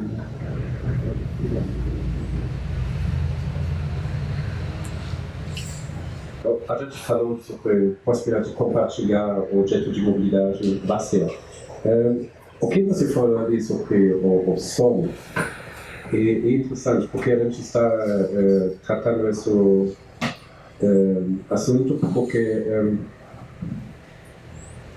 o objeto de mobilidade, falando de carro, de moto, está em mudança baseado sobre o motopropulsor. Agora, se a Harley Davidson é famosa por esse som, que é realmente incrível, porque a gente também faz sound design. Então a gente olha todo o conjunto, que tipo de barulho o nosso carro faz, o que o cliente quer escutar em qual momento. Uma matemática muito interessante. Agora, por que, não quero criticar a Harley Davidson, mas a oportunidade de ter uma tecnologia nova, por que eu preciso ficar tão fixado no meu passado e fazer uma coisa fake de reproduzir o som da vibração de motor dinossauro quando eu tenho uma nova tecnologia e não procuro uma outra diferencial que eu tenho como brand Harley Davidson? Porque brand Harley Davidson tem muitos atributos que não se mexem som. Então, isso vale para todos os produtos. Você falou de celulares, vale para todos os produtos. Todos os produtos têm hoje uma responsabilidade maior na sociedade do que no passado. E eu não vejo isso como uma ameaça, mas como uma oportunidade. O design, você é sonhador, você vive mais no futuro do que no passado. Mas eu vejo isso sempre mais como uma oportunidade. Então, como eu falei já no início, o design quer mudar o mundo e melhorar o mundo. E olhar para trás, não é no nosso pensamento, a gente vê uma dificuldade, quer resolver para uma nova oportunidade. E ali tem um diferencial. Então, ali, eu procurei mais, se eu fosse deles, uma oportunidade de diferenciar meu produto com outros atributos do que eu tinha no passado. Porque a tecnologia hoje, a tecnologia oferece muitas possibilidades. Sim, é fantástico. Sim. Bom dia, meu nome é César, sou estudante de Geografia na UFMG, fui aluno do professor Sérgio. Eu tenho uma dúvida em relação, você escreveu um artigo, Metrópoles Automóveis, fala sobre até essa destruição que a cidade do automóvel vai fazendo com ele. Quanto mais carros você tem na rua, você destrói a cidade, destrói é o melhor, mas você tira um bairro para fazer uma avenida maior, para colocar mais carros, mas quando você tira essa população, coloca numa área mais distante, e com isso as pessoas precisam de mais carros. Então aquela obra que você fez, ela fica saturada em pouquíssimo tempo. Então, trazendo a questão do carro autônomo, você imagina que você ter um sistema autônomo de carros possa acabar com esse impacto do trânsito e vai fazer fluir? Ou a gente tem que realmente mudar completamente essa visão do carro na cidade, o carro ser só um uso para grandes distâncias, ou só mesmo um uso de lazer, né, por uma questão de prazer mesmo?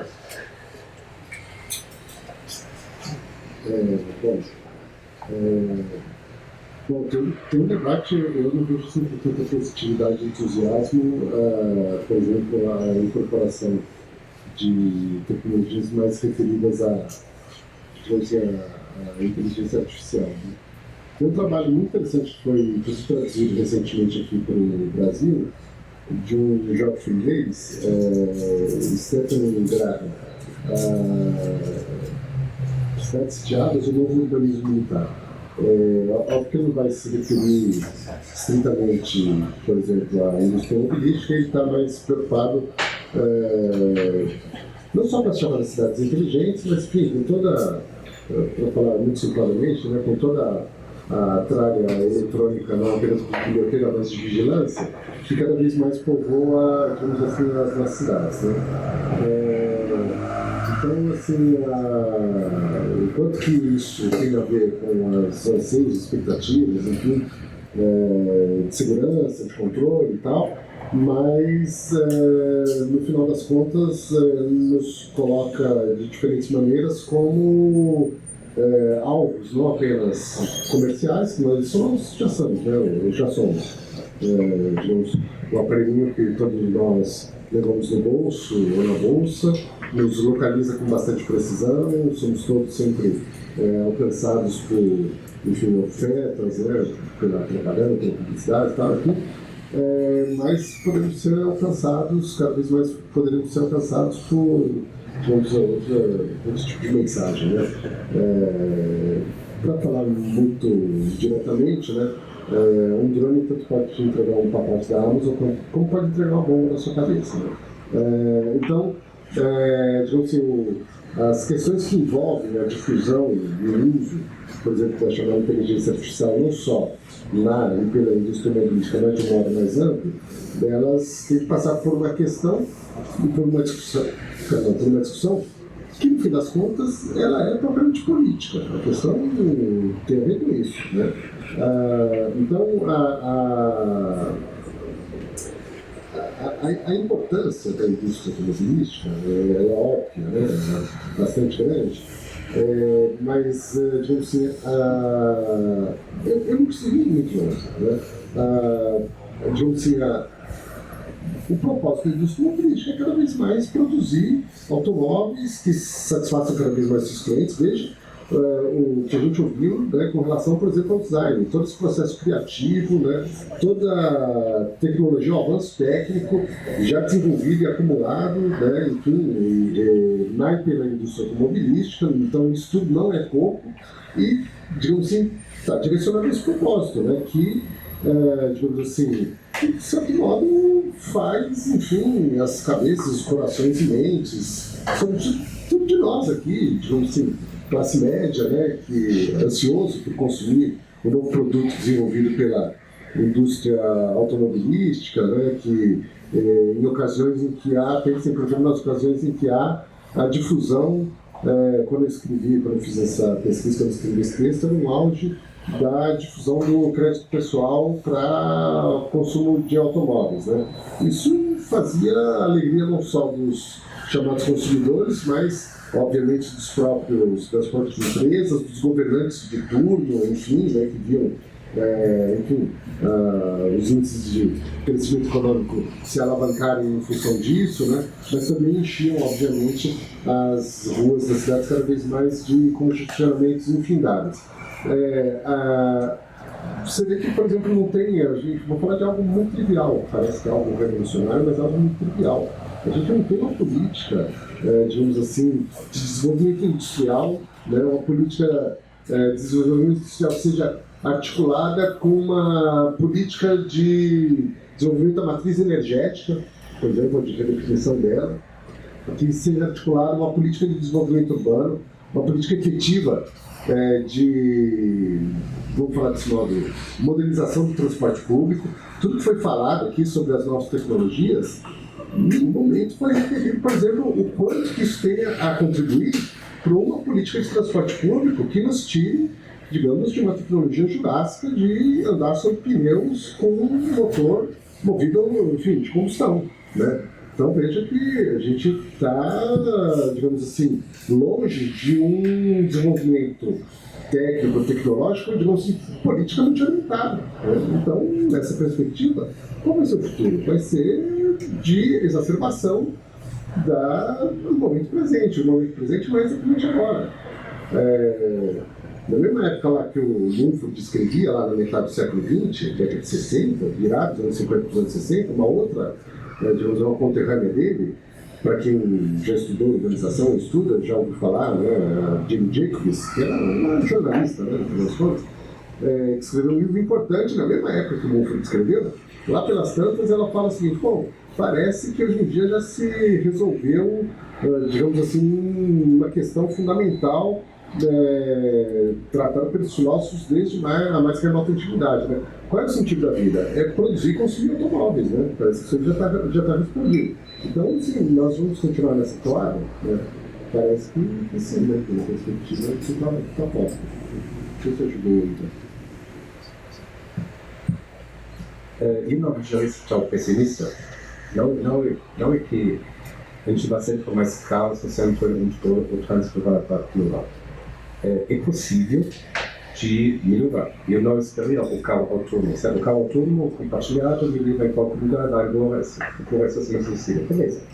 Mas já hoje você pode fechar a Praça Liberdade e você acha outro tipo de infraestrutura. Por exemplo, Torino é uma cidade que conheço bastante, tem uma praça central, Praça São Paulo, que estava sempre cheia de carros. Hoje, não tem mais nenhum carro em si. Todo o centro de Torino não tem mais nenhum carro. O trânsito paralisou? Não. Acharam outras possibilidades. Então, é possível. Tá? Então, o que? Para a gente sempre é importante a qualidade de vida de cada um. Especialmente as cidades, que um centro cultural tem que ser, de novo, ser distinto. Então, existe, por exemplo, na Alemanha, um sistema muito simples, velho, anos 80, mas funciona, se chama Park and Ride. Você chega com o seu carro, na rodovia está escrito, se você vai nesse estacionamento, tem 85 estacionamentos, você chega, entra no ônibus, você chega no centro da cidade. E na cidade é tudo zona pedestre. É possível. Então, e também como indústria, se a gente vende 100 mil ou 10 mil carros, objetos de mobilidade, negócio. A gente tem que fazer lucro para dar emprego para os compradores e entregar um bom produto. Mas não é o número que faz a diferença, é o que o cliente é disposto a pagar. Por exemplo, tem casas automobilísticas que todo mundo está já pensando, e se o meu cliente não comprar mais um carro amanhã, o que vou fazer? Então já a Toyota está olhando de fazer mais negociação de alugar carros. Pode ser também. Então não é só o objetivo nosso de vender um monte de carros para preencher as ruas. A gente quer dar soluções de mobilidade. E ali a integração com planejamento de cidades é fundamental. Cada cidade é diferente. Contei quando eu cheguei aqui 17 anos atrás, Praça Savassi foi um centro cultural. Tinha café Três Corações, tinha um lugar onde você encontra. Hoje não tem mais. E é uma pena. Então, a atividade de uma cidade é também o que você oferece. O trânsito é resolvível, querendo. Depende politicamente também quanto você atrás para fazer funcionar. E ali cada cidade funciona diferentemente. A gente faz parte de um projeto Futuras Cidades e os colegas com Coreia do Sul, em vários lugares, para ver como cada cidade usa, não para resolver o trânsito, mas fazer as cidades mais vivíveis. E esse é um grande desafio. O carro, para fazer somente ali a conexão entre vários lugares, e o uso inteligente vai fazer a diferença. Bom dia a todos. Eu cheguei, eu peguei a reunião em andamento. Eu sou brasileiro, de Minas Gerais, e moro na França há mais de 30 anos e tenho viajado pelo mundo. E a política em várias cidades que eu conheci, é banir o automóvel do centro da cidade. O automóvel é muito... Olha, então eu vou recomeçar. Eu sou brasileiro de Minas Gerais, nasci por perto e moro fora do Brasil há mais de 30 anos. E eu tenho visitado muitas cidades pelo mundo afora. E a política na cidade desenvolvida é banir o automóvel do centro da cidade. O automóvel é muito nocivo, ele polui muito, ele faz muito barulho, e o barulho reduz a média de vida. Nas cidades desenvolvidas, eles excluem o automóvel do centro, e a cidade muda completamente. As pessoas ficam mais calmas, a cidade fica mais agradável, e o meio de transporte melhor, atualmente, é o trem em rápida velocidade, porque ele não faz barulho, ele é acomodável, e na cidade desenvolvida, num dia de temperatura como hoje, eles proíbem os carros de circular. Só a metade circula. Tem países que produzem muito carro, a Alemanha é um exemplo, é um dos maiores produtores do mundo. Países como a França, como a Alemanha, ela não tem mais recurso para viver como eles viveram no passado. E a economia do mundo é como se fosse um bolo. O Brasil ainda tem recurso. O que eles fazem é desviar a nossa atenção e tirar a nossa parte do bolo e viver com o que nos pertence. Temos que ensinar para o Belo Horizonte é uma cidade que deveria, em Portugal, Lisboa, que é muitas vezes menor, tem vários tipos de transporte. Tem metrô, tem tramway, tem os barcos, tem bicicleta, tem que dividir, as pessoas têm que dividir os carros, para cada um andar no carro dos outros, para diminuir os trajetos, para diminuir o calor.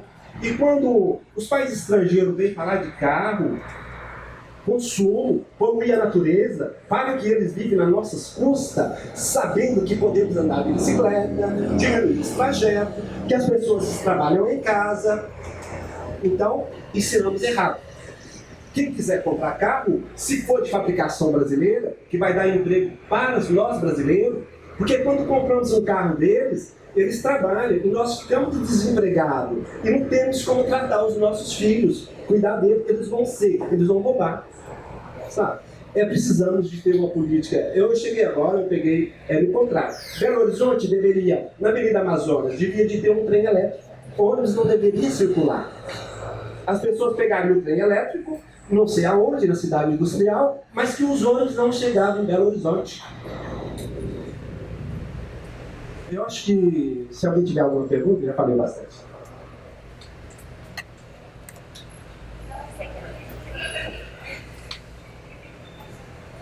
Eu, seguindo a fala, eu acho que a gente precisa pensar o automóvel como mais uma opção.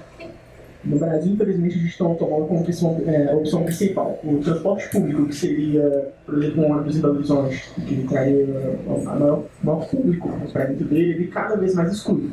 Porque a passagem custa R$4,50, se você for fazer um cálculo mensal, você vê que é inviável.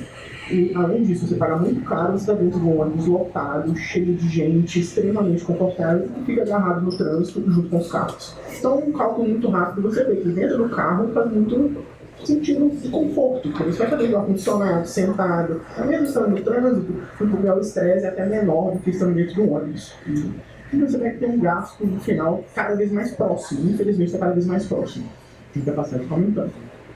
Então, esse é o ponto que eu queria fechar essa questão do ônibus e do carro.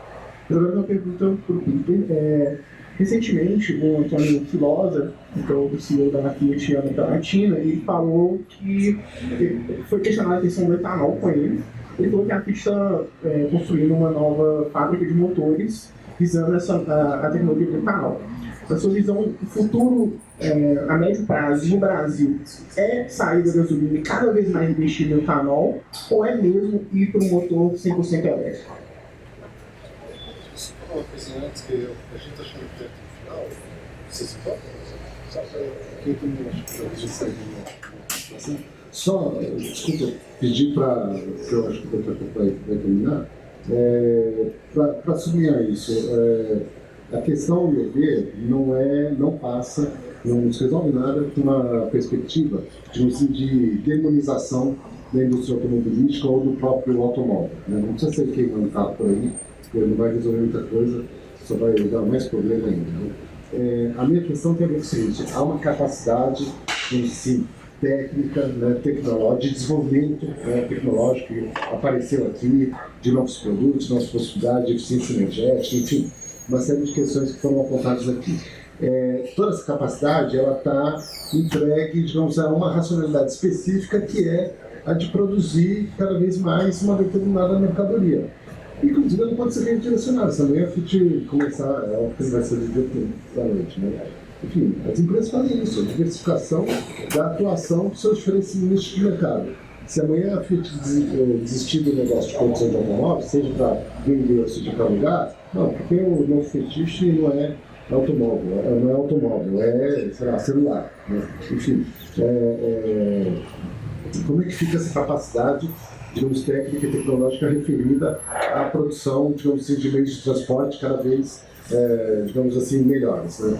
Ela não está politicamente orientada. A minha questão tem a ver com isso. Ela não está politicamente orientada, inclusive articulada a outras, digamos assim, questões que deveriam ser, enfim, por nós, tratadas politicamente. Eu estou voltando ao início. Né? Eu falei que eu posso falar de futuro a partir do presente, porque nós preparamos o seu futuro a partir das escolhas, das decisões que fazemos. Né? Então, nós não temos, né, nenhuma política referida nem setorialmente, né, nem articulada. Você não tem nenhuma política, por exemplo, de expansão, de definição de expansão, fala de modo mais amplo, de desenvolvimento urbano, articulada a transportes, política industrial, política energética e por aí vai.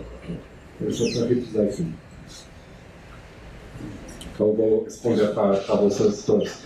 Que pena que você chegou ao seu agora, porque a gente tinha falado exatamente o que você falou. Repete somente, o carro pode ser um pedaço na grande mobilidade que tem que ser um conjunto entre vários tipos de transporte, baseado em cada cidade, depende de como fazer isso funcionar.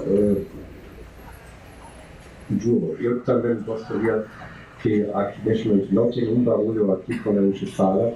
É possível de ter essas cidades mais visíveis de novo, não é só de queixas eficazes. Eu uso o inteligente que se faz junto com a infraestrutura. Sim, lembra que falei que o carro elétrico pode ter um ciclo de vida diferente, com etanol e melhor. Isso esqueci de falar, mas ali o Brasil pode ser um pouquinho mais orgulhoso de ter essa tecnologia, porque o Brasil tem essa tecnologia de ser, no final, eticamente mais correto do que só o ciclo de vida de um carro elétrico. Falei que 84 gramas de CO2 possibilidade de ciclo de vida de carro elétrico, 14, 16 usa com etanol. Então, hoje a gente está procurando alimentação para motor com muito menos emissão de CO2. Então, etanol é uma grande vantagem que o Brasil tem e, infelizmente, fora do Brasil não é muito conhecido. Então, a gente não deveria olhar, às vezes, muito para fora, porque a construção produção de baterias, só de baterias verdes, eu acho complicado. E a gente tem ali uma vantagem com etanol, hoje. Até achamos a energia vencedora, e espero mesmo que um dia chegue a hidrogênio. Isso é fantástico. Nós estamos chegando ao fim. Eu queria saber se alguém tem mais alguma pergunta. Então, passa a palavra. Bom dia, meu nome é Pedro, eu sou estudante de Engenharia Mecânica na PUC Minas. E, Peter, você, mais para o início do nosso encontro, você mencionou a tendência do carro deixar de ser um objeto para expor um status, né? E também fez o questionamento, olha, se o meu cliente decidir parar de comprar carro amanhã, e eu observo, por exemplo, na minha geração, não é uma preocupação comprar carro, não é uma prioridade. Eu, por exemplo, não penso, e eu creio que, no geral, as pessoas da minha idade também não, e daqui a 10, 20 anos a gente que vai estar no mercado com um poder econômico maior comprando, né? E eu queria perguntar o seguinte, como que, até você por ser diretor de design na Fiat, como você vê a indústria automobilística se preparando para esse cenário, né? E como você vê a diferença no futuro do design de um carro de luxo para um carro popular? Né? Porque aparentemente o design tem se voltado mais para talvez uma certa praticidade, né? Tem se deixado aqueles designs arrojados para pensar em designs de um carro como, por exemplo, um Up, né? Que é voltado para ser compacto e atender a tecnologia que está sendo desenvolvida para ele. Eu queria que você comentasse isso.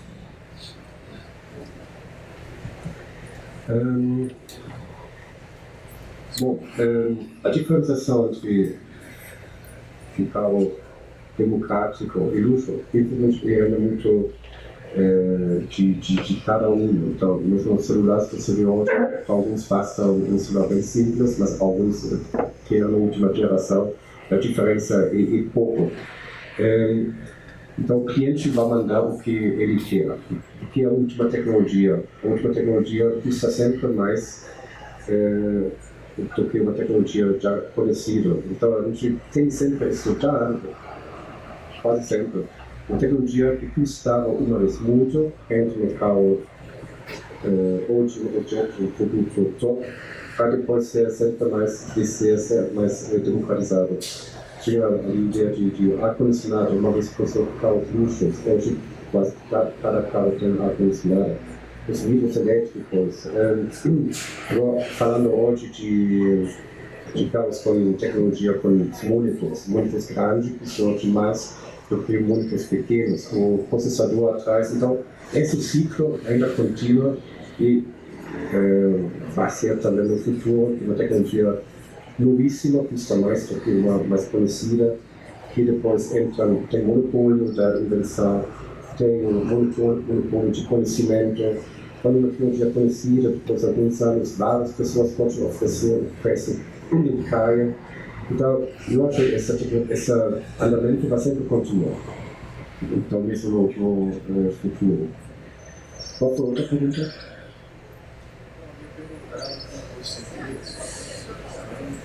Como que você vê a indústria automobilística se preparando? Por exemplo, a geração não pensa comprar um carro, enquanto pensa mais um carro. Correto. Então, a tendência de não mais comprar o carro, mas precisar de mobilidade, vai continuar. Então, esse tipo de mobilidade, ser um carro, ser um ônibus, que eu concordo com você, também não é a solução perfeita.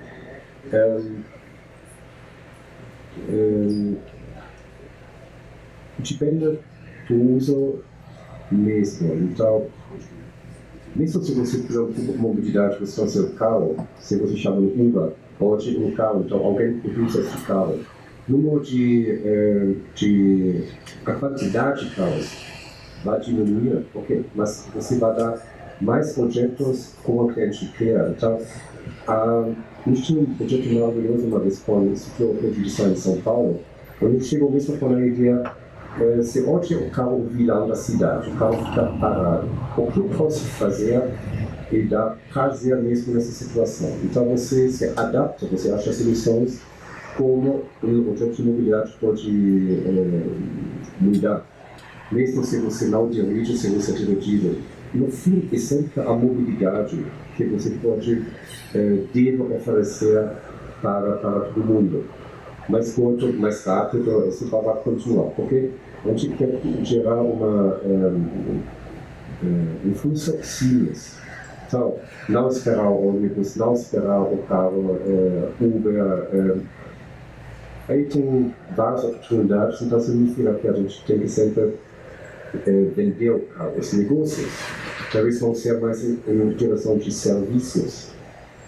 A gente está olhando em todos os sentidos, mas a ideia final é sempre como posso dar a melhor mobilidade para as pessoas.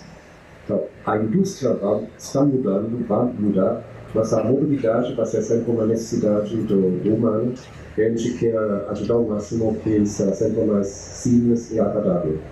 Como vai ser, também é muito interessante para a gente ver como são as mudanças nos últimos anos, que como estamos indo, mas que a gente tem que mudar vários fatores da nossa vida de hoje para amanhã, e sem dúvidas necessário a gente vai fazer. Esses desafios estão chegando. Vou passar para a professora Dionira.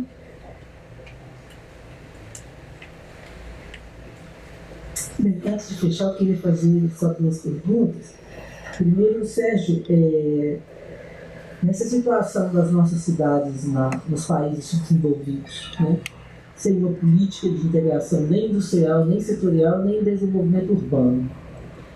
Então, para onde caminhamos? Ou seja, para onde caminham as cidades assim, no mundo subdesenvolvido? Ou seja, as cidades vão ser um reflexo na nossa desumanização? Então, essa seria uma reflexão que eu gostaria que você falasse um pouquinho. E no caso, Peter, pensando na sua situação como um europeu vivendo, né, em Belo Horizonte e desenhando produtos para o nosso mercado, qual é a maior diferença em termos de design, né, na indústria automobilística, considerando um país da periferia versus os países centrais, digamos assim, né?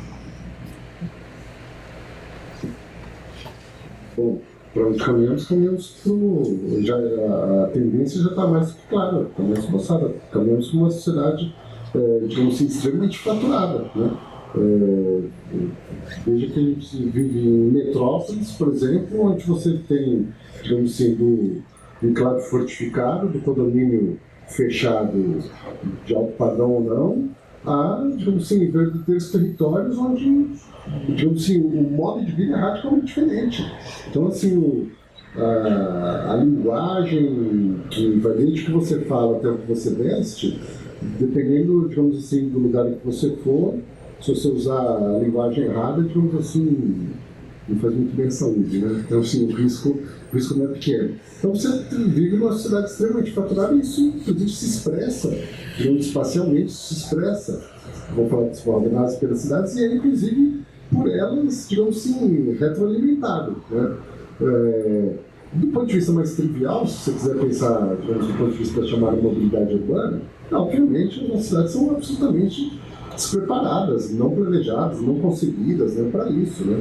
Tudo isso passa por decisões políticas. Não preciso, estou falando coisas elementares. Andar de bicicleta é como jogar roleta russa, né?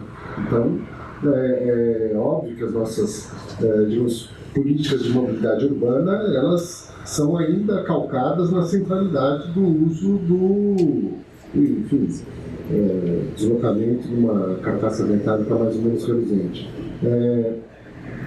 Então, assim, desse ponto de vista, começando coisas muito... As decisões são políticas. Falou-se aqui, por exemplo, do fechamento de áreas centrais para o trânsito de veículos, né? Eu não preciso ir para a Europa, eu sou de São Paulo. Nos anos 70, quando eu era garoto, as várias ruas da área central de São Paulo começaram a ser vedadas para o trânsito de veículos, né? Só entravam os carros fortes dos bancos e o carro da polícia, né? Que também era um desastre, né? Porque entrassem as ruas coalhadas, né, de pedestres, né? Porque os veículos não transitam mais e os policiais de automóvel, né? Então imagina quando acontecia alguma coisa, né? Quando eles começaram a perceber, enfim, era um desastre total, né? Mas essas questões são, veja, isso é trivial, né? As questões são políticas, né? Bom, a gente está nos livros de estudo, né? Então, assim, a tendência, né, continuamos nessa toada, a tendência está bastante límpida, né? O aprofundamento de uma sociedade cada vez mais fraturada, né? A sua pergunta me quer falar de que sai, incrível. Então, eu sou alemão, estudei numa universidade onde era a base muito Bauhaus e Ulm, então um design muito funcional. Então as mensas, quando você vê os copos, taças, pratos, o restaurante, sempre chega da Ulm, então muito funcional. E a maioria dos meus colegas foram para Mercedes e Porsche e Audi. E eu fui para a Itália, como alemão. Porque sempre gostei mais do design italiano, da vida italiana, então fui para a Itália, como alemão. Agora estou aqui como alemão para uma empresa italiana, como o Brasil. No momento existem coreanos que estão na Mercedes e na Porsche. Então, a percepção, o trabalho de designer é independente da sua nacionalidade. E o que você sente dentro de você, que tipo de design você quer fazer. Pode ser o mais racional alemão, pode ser o mais emotivo italiano. E quando eu cheguei aqui 17 anos atrás, a percepção do design foi, de mobilidade de carros, foi diferente do que os últimos 10 anos. E eu mesmo fiz parte desse processo de perceber um gosto brasileiro diferente para produtos, nesse caso nossos carros Fiat. E se vocês prestaram atenção, a gente mudou o design da Fiat nos últimos, desde 2014, quando lançamos o Toro e o Mobi, depois chegou o Conos e Argo. São um design completamente diferente do que a gente tinha antes, tinha um Palio, Stilo, que eu criei na Itália. Porque a gente percebeu que aqui tem um gosto diferente. Então a gente mudou o design da Fiat, com linguagens mais dinâmicas, mais italianas, podemos dizer, nos últimos anos, está indo muito bem. Então a beleza do design é de capturar a diferenciação de cada país e de transformar isso em ótica de brand. Isso é um grande trabalho quando a gente trabalha para o brand Fiat e agora também trabalhamos muito sobre o brand Jeep, que é outro brand, um brand americano. E cada brand tem um fascínio, então cada produto tem o seu fascínio. Você fala de sapatos, de móveis, ou design é um trabalho maravilhoso, mas o que ali atrás é muito o brand. Manter o brand, evoluir o brand, criar um novo brand. Esse é o nosso trabalho muito como designer. E estamos ainda dentro desse processo. Depois você olha no Casa Fiat Cultura, ali tem um carro que a gente mostrou ano passado em São Paulo, que tem já na nossa próxima geração vários elementos, próxima geração de Fiat que ainda mais emocional italiano do que os produtos do passado. Então por isso eu gosto do trabalho de designer, porque você tem que ser muito sensível, olhar para o futuro, ver as necessidades das clientes, em ótica de tecnologia, de uso, de gosto, de beleza por ser. Então, espero que consiga responder a sua pergunta sentido. Então, você tem que ser curioso, sensível e propor propostas para cada país. Cada país tem uma particularidade que você tem que ser capaz de dar ali os melhores produtos possíveis.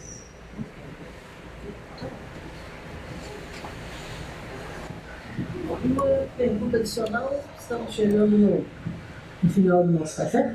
Ok, eu só cheguei depois, eu queria só agradecer a presença dos convidados, né, em nome da Petrobras. Para a Petrobras, para a gente, né, para a população, a gente acredita que essa é uma discussão. Eu até lamento que o tempo seja curto, né? Parece que não, mas 2 horas é um tempo curto para se falar de um tema tão interessante, tão importante para a nossa sociedade, né? Eu quero convidar o pessoal para visitar a exposição, né, aqui, e a exposição da Fiat. As duas têm o mesmo sobrenome, né, Em Movimento. E, na verdade, no fundo, a gente quer esse movimento, né, com prazer, né, com beleza. Né? A sociedade, o ser humano, ele quer cada vez mais ter uma cidade prazerosa de se viver, né? E movimentar, andar pela cidade, ir e vir com prazer, com segurança, com beleza. E falando um pouco de arquitetura, né? Esse debate é muito rico, muito interessante, porque ele determina o modo como você se movimenta na cidade, como você vive na cidade, né? E esse movimento hoje é cada vez mais importante, porque, como o professor falou, a gente privilegiou o carro. Através das nossas escolhas, a gente tem privilegiado o carro, e as cidades, já se mostrou que essas cidades não dão certo com esse modelo de você ter um condomínio afastado e vir para o centro, e voltar para o centro, voltar para o condomínio com o carro. Né? Você singra as cidades com essas vias, né, que privilegiam o carro e tudo, enquanto, né, em detrimento de uma mobilidade, né, do prazer de viver a cidade, no encontro, como você falou. Né? Eu acho que o carro, sim, é mais um modo de transporte e tal, mas a gente tem que aperfeiçoar cada vez mais essa discussão, aprofundar, porque isso é determinante para as nossas escolhas. Né? Como o professor, mais uma vez, repetindo o que o professor falou, as escolhas que a gente faz hoje determinam o nosso futuro. Então a gente tem que ter consciência do que a gente está construindo agora. A indústria, a empresa, ela se adapta, ela é versátil, ela vai produzir de acordo com as nossas escolhas, as escolhas da sociedade. Então, se a gente optar pelo trem, pelo bonde, pela bicicleta, a Fiat, o Uber, qualquer um vai produzir dentro desse desejo, dentro dessa escolha da sociedade. Então a gente tem que tomar o protagonismo dessas escolhas, ao invés de ficar à mercê do que a indústria não tem que tomar a decisão por nós. Nós temos que escolher o que a gente quer, né, para a sociedade, para a cidade, né, e a gente viver melhor dentro dessas cidades. É isso. Obrigado. Obrigada, Léo. Bem, então pelo horário, né, vamos encerrar. Agradeço demais ao Peter, ao Sérgio, né, a presença de todos vocês. Acho que foi uma discussão bem bacana, acho que vários pontos para refletirmos, né? E, novamente, convidar vocês para a exposição da Fiat, Beleza em Movimento, e a exposição nossa aqui, com o nosso patrocínio da Petrobras, no segundo andar, Energia em Movimento. Então, muito obrigada e bom final de semana a todos.